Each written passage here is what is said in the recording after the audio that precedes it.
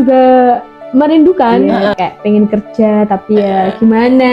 Kalau resign kan awal-awal pernikahan kan memang yang diuji ekonomi ya. Iya, betul. Nah, mungkin saat ini tuh kami ya memang sedang diuji ekonominya. Yakinnya itu karena nggak semua istri memiliki anugerah anak ya. Assalamualaikum warahmatullahi wabarakatuh. Welcome to Deep Talk di ruang tamu, karena mendidik juga bertumbuh. Halo Mom and Kids, selamat siang. Kali ini kita bakal ngobrol ya bersama tamu kita. Beliau seorang ibu rumah tangga dengan seorang putri. Oke, di episode ketika ibu harus memilih resign atau tetap berkarir. Oke, mari kita sapa Mams. Assalamualaikum Bu Ida. Waalaikumsalam. Oke, ini ibu atau mbak ya panggilnya? Iya, ibu aja. Oh iya, ibu Karena aja ya. Sudah punya anak. Oke, ngomong-ngomong anaknya usia berapa Bu Ida? 1 tahun 2 bulan, berarti berapa? 14 bulan. Sekitar segitu sih. 14 bulan ya Mams ya. Jadi ini aktif-aktifnya gitu ya Ibu ya. Iya, betul, menuju toddler. Oke, toddler nih ya. Oke, siap. Oke, infonya Bu Ida ini dulu aktif banget nih Mams ya. Jadi dari mungkin acaranya A, B, C sampai Z gitu ya. Dari komunitas, organisasi kayak gitu. Nah, sekarang nih udah jadi ibu rumah tangga nih Bu Ida. Kira-kira apa sih hal-hal yang dirindukan dari aktivitas-aktivitas dulu kayak gitu Bu? Mungkin bisa diceritakan ke Mams yang ada di rumah. Boleh? Iya, kalau dulu itu kan aktif ya, termasuk aktif di pekerjaan, terus di organisasi atau di aktivitas yang lainnya, sampai bahkan tuh kerja pagi pulang sore sampai nginep-nginep dulu ya. Masya Allah gitu ya. Terus sekarang udah punya anak dan terus ngurus anak, ngurus suami kayak gitu tuh ada perbedaan yang sangat-sangat jauh banget kayak gitu ya. Dan pasti ada sesuatu yang dirindukan juga kayak gitu. Yang dirindukan tuh ketika kita kerjakan ketemu teman-teman nih, nah itu bisa ngobrol, terus sharing, curhat, cerita kayak gitu-gitu. Terus ketemu banyak orang yang berbeda, apalagi kalau turun di lapangan kayak gitu. Itu hal-hal yang dirindukan. Terus selain itu kayak kalau punya temen bisa ngingetin ayo sholat kayak gitu-gitu, ibadah terutama kayak gitu ya. Betul, itu kayak ada yang jawil gitu betul. Kalau di rumah kan sendiri sama anak, sama suami kalau ada di rumah, sama mertua juga. Itu kadang berbedanya di situ kayak gitu, kayak lebih sepi gitu ya Bu ya. Terus kayak kalau bekerja kan rame, terus apalagi teman sebaya, terus berbagi pengalaman, terus cerita ini A, B, C, D dan lain sebagainya gitu tuh kayak ngurangin beban hidup nggak sih? Iya, betul, rilis stres gitu ya istilahnya. Gitu. Oke, jadi ya banyak sekali perbedaannya, dan sampai saat ini pun juga merindukan. Ya kayak pengen kerja tapi ya gimana. Aduh, jadi dilema ya Bu ya. Oke, betul. Oke, dulu ketika memutuskan untuk ini waktunya resign nih kayak gitu tuh, ada nggak sih kayak itu tuh sebuah keputusan yang mudah atau memang ada pertarungan batin istilahnya kayak gitu dalam tanda kutip Bu? Mungkin boleh di-sharingkan. Ada tentunya ya, karena kan kerja itu kan enak ya, ketemu teman, apalagi nanti pas gajian ya. Kayaknya sesuatu yang sangat dirindukan oleh para pekerja. Adalah gajian. Betul. Terus dilema nggak sih? Pasti dilema ya, karena kan dulu waktu menikah, alhamdulillah selang 5 bulan, kalau nggak 6 bulan itu udah hamil. Terus kan dari situ kita mulai berpikir sama suami nanti kerja apa enggak kayak gitu. Nah tapi suami nggak boleh kerja, di rumah aja kayak gitu. Maksudnya mau anak. Nah itu waktu awal tuh ya menerima ya, maksudnya kayak ya udahlah di rumah aja kayak gitu. Cuman kayak pergelutan batin tuh, kalau resign kan awal-awal pernikahan kan memang yang diuji ekonomi ya. Iya, betul. Nah, biasanya 5 tahun pernikahan itu kan diuji ekonomi. Nah, mungkin saat ini tuh kami ya memang sedang diuji ekonominya gitu. Nah, dilemanya tuh di situ kayak, nanti kalau aku nggak pegang uang sendiri gimana ya, kayak gitu. Kan kalau kerja kan dapat uang nih setiap bulan. terus sedikit-sedikit kan bisa nabung dan lain sebagainya.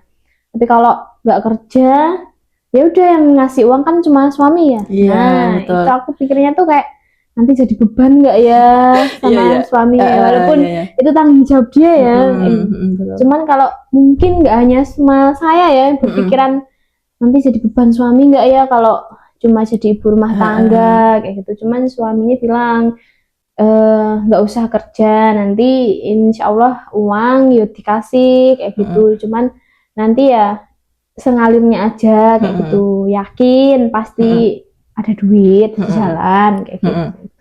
Gitu terus dilema banget sampai awalnya melahirkan itu tak mepetin ke pas mau melahirkan, kayaknya 10 hari sebelum melahirkan baru cuti. Oh gitu. Wah, itu mepet banget ya, Bu ya.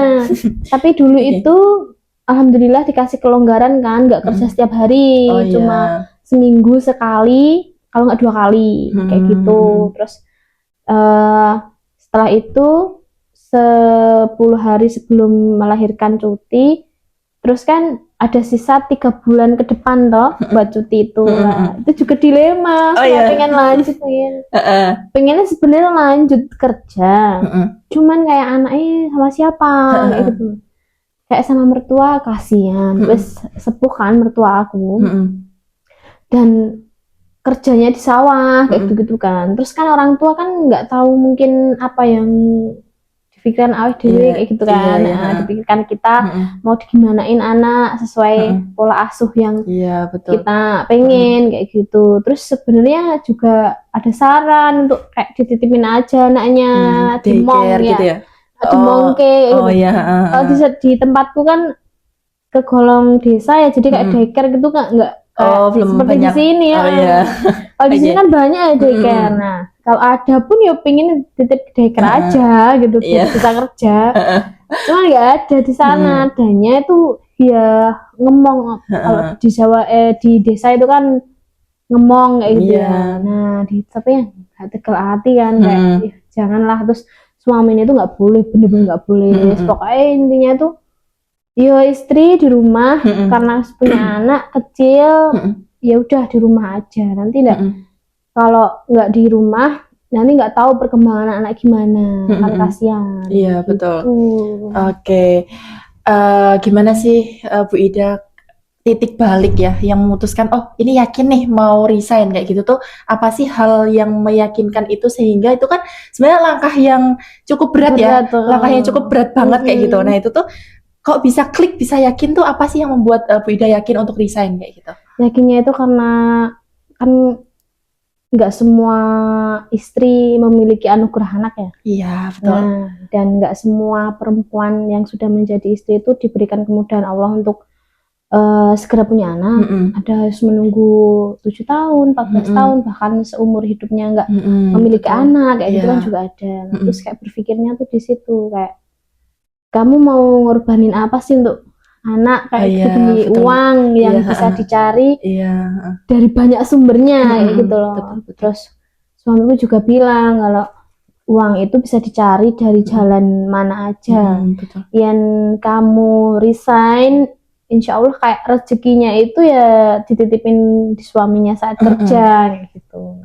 So aku ngeliat anak lebih ke kekhawatiran kalau misal anak dititipkan, kalau sesuai dengan apa yang kita pengen. Nanti aku takutnya kayak karena diemong malah sayang ke yang ngemong daripada ke orang tuanya sendiri. Iya betul-betul. Kayak gitu. Terus nanti aku mikirnya ya malah waktunya banyak digunakan di luar daripada ke anak sendiri. Jadi kayak wes insya Allah kayak resign aja. Nanti masalah pekerjaan insya Allah dipikir carry gitu waktu dulu sih kayak gitu. Jadi memang anak ini nggak ada apa ya, nggak bisa digantikan oleh apapun gitu ya. Iya, betul. Oke, baik. Jadi tadi kan Bu Ida ini kan super produktif ya, dari yang tadi mungkin ibaratnya sampai nggak tidur di rumah gitu. Itu gimana sih rasanya ketika peralihan ya dari ruang-ruang produktif itu terus ke rumah yang mungkin ritmenya lebih sepi, lebih pelan kayak gitu. Gimana sih, apa yang dirasakan Bu gitu kira-kira? Dulu itu waktu melahirkan awal-awal menerima ya, awal-awal. alhamdulillahnya suami juga support kayak gitu, bantu-bantulah, maksudnya nggak patriarki ya gitu loh. Iya, Nah, betul. sekarang kan banyak ya suami yang patriarki Iya, kayak gitu, urusan rumah tangga urusan diurus, istri gitu. semuanya diurus istri kayak gitu. Tapi alhamdulillah suamiku enggak, dia yang nyuci, nyapu, bersih-bersih kayak gitu-gitu. Pokoknya bagi tugas kayak gitu loh. Iya. Nah, sedangkan aku yang masak kayak gitu. Sejak punya anak melahirkan itu, alhamdulillah aku juga punya mertua yang super baik menurut aku sih. Maksudnya kayak, Masya Allah. alhamdulillah banget selama lahiran itu, selama 40 hari kan selama nifas ya. Itu dibantu sama mertuaku, tidur bareng sama aku toh. Nah, jadi kayak gantian kalau misal si Sanum, anak Sanum itu nangis atau apa, nanti gantian gendong mbahnya. Kadang aku kayak gitu. Terus awal-awal itu juga bajunya Sanum itu dicuciin sama mertua aku. Kadang ya perkewo ya. Iya. Cuman kayak masih peralihan gitu loh. Nah, gitu. Terus kan karena masa peralihan, jadi kayak mungkin karena perubahan hormon juga ya. Iya. Nah, dulu waktu hamil itu juga perubahan hormon dan kayak hawanya tuh marah. Iya. Terus tahu-tahu tuh ternyata hamil. Terus dia nangis. Iya. Terus pas melahirkan itu kayak juga sama gitu. Kayak awalnya kan nggak ngurusin anak nih, masih di dalam perut, masih kayak nggak ngurusin kan, cuma ngurusin nutrisi yang masuk dalam perut. Iya, betul. Terus anak lahir harus kayak adaptasi jadi ibu baru ya. Menjadi ibu baru yang sangat masya Allah. Iya. Dari bangun ya, bangun anaknya. Misal kita tidur belum punya anak, tidur sampai pagi nih. Iya. Punya anak begadang, terus tiba-tiba pipis kayak gitu, terus bangun nangis, bangun sambil merem-merem kayak gitu. Terus dulu itu ASI-nya tuh nggak langsung keluar. Terus sampai kayak susah banget untuk proses menyusuinya. Nah, sampai 3 hari itu nggak keluar ASI. Kalau bayi itu kan kata dokter 2 hari nggak diberi ASI nggak apa-apa. Terus yang hari ketiga itu tak beri susu formula karena kan belum keluar. Terus akhirnya mbakku tuh bilang suruh minum pelancar ASI kan. Nah, terus diminum itu. Alhamdulillah langsung keluar. Tapi nggak mau nenen sanumnya.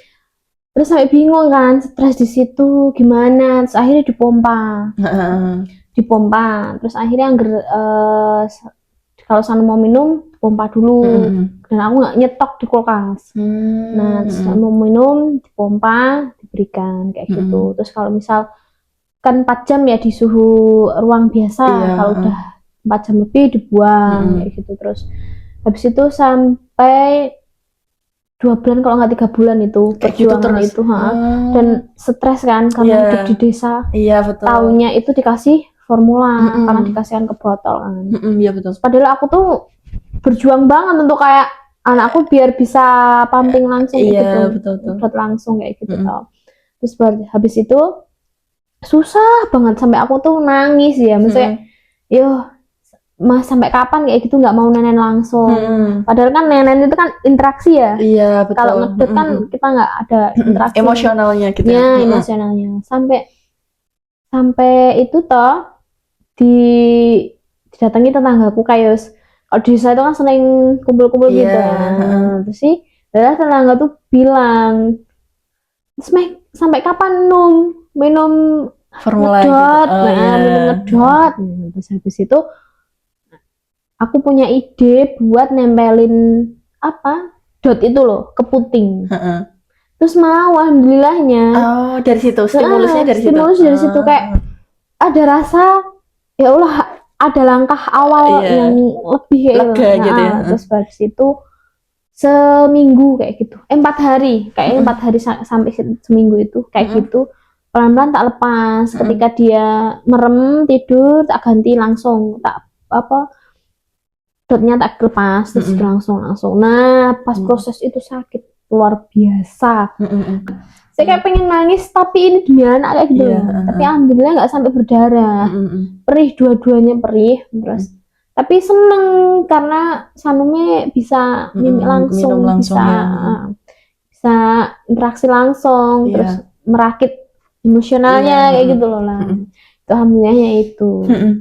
Jadi banyak apa ya, struggle-nya ya untuk itu. terus Oke. dari yang nggak ngurusin menjadi ngurusin seorang yang memiliki nyawa, Iya, iya. terus ngurusin, kadang kita ngurusin diri aja kita sendiri kadang ya kayak gitu ya, apalagi Iya. ngurusin anak yang benar-benar dunia yang baru, Iya, anak betul. yang baru dengan yang demikian rupanya, Masya Allah ya. Iya. Itulah ya, alhamdulillah sampai umur adaptasinya itu sampai umur 6 bulan kayaknya adaptasi bener-bener kayak Buat ASI itu ya. legowo saya sudah jadi ibu. Oh gitu. Wah, itu cukup lama ya, Bu ya? Lama. Jadi kayak setiap orang kan memiliki waktu yang berbeda, sampai ada yang baby blues. Alhamdulillah saya enggak kan, tapi cuman kayak perangan batin aja kayak ya ini sampai kapan ya, sampai kapan gitu kan, bisa benar-benar sakit, nerima gitu ya. nerima.